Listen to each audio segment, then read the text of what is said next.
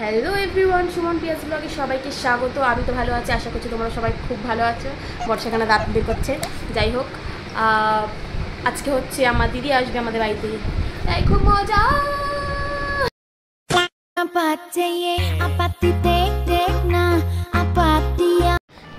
তো এদিকে আমি নিচে গিয়ে কাজ করতে চলে গেলাম। আগেই করে নিলাম মিক্সিতে মশলাটা, আর এদিকে দেখো মা কুটনো কাটতে বসেছে, আর তার মধ্যে দিদিরা ঢুকে গেছে। ওরা 11টা ট্রেনে চলে এসছে। চলে আসার পরে এই দেখো দিদিরা বাড়িতে আসে, এসে আগে টমিকে দেখে, তারপরে আসে আমাদের ঘরে। তো ঘরে এসে তারপরে এসে ওরা একটু জল খায়, জল খেয়ে তারপর চলে যায় হচ্ছে আম কুড়াতে। তারপর আম কুড়ানোর ভিডিওটা করা হয়নি। তারপর চলে যায় ছাদে গিয়ে দেখো, এই দেখো আমার দিদি আমাদের বাড়িতে এসে আম কুড়িয়ে হাঁপিয়ে গেছে, তাই বৃষ্টিতে ভিজছে। এই দেখো কি সুন্দর মেঘ করেছে।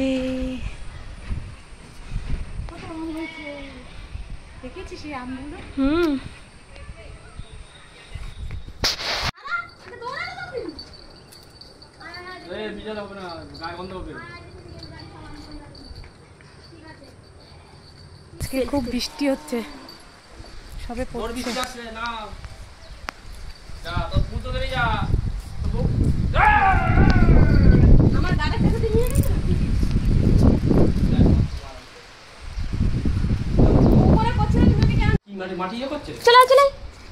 চল, বৃষ্টি পড়ছে। এই মাটি আবার বুঝে গেছে কত বড়।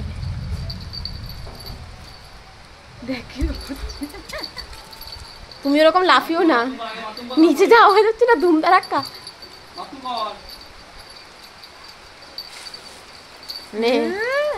পরিষ্কার ডাস্টবিন।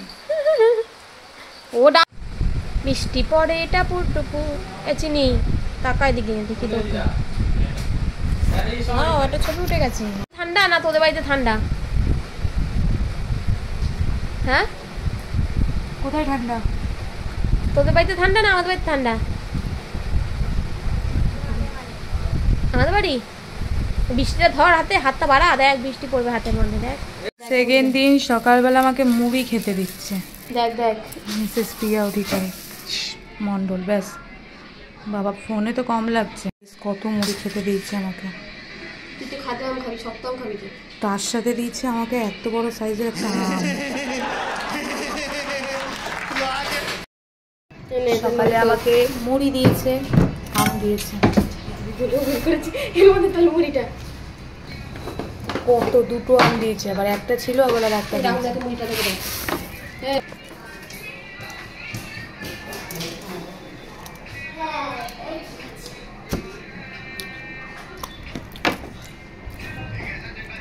দেখো, এটা দিলাম। ও মাই গড, ও মাই গড।